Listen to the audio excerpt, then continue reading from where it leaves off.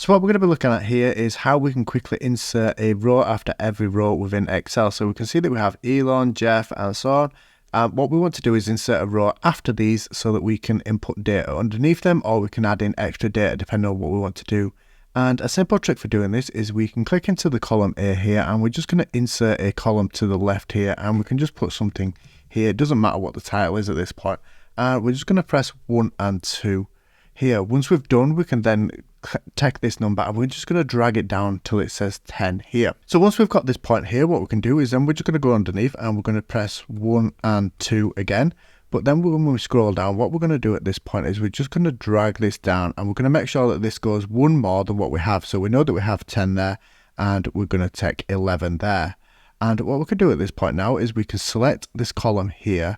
We're going to go up to the data tab at the top, and we're going to put sort. And we want to expand the selection so that it includes columns B and C. We want to sort it, and we want to sort the cell by the serial that we've just done. We want to do the cell values, and we want to do smallest to largest.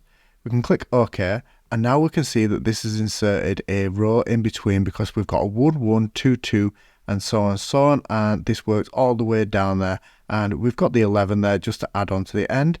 And what we can do now is just quickly delete the column that we had there.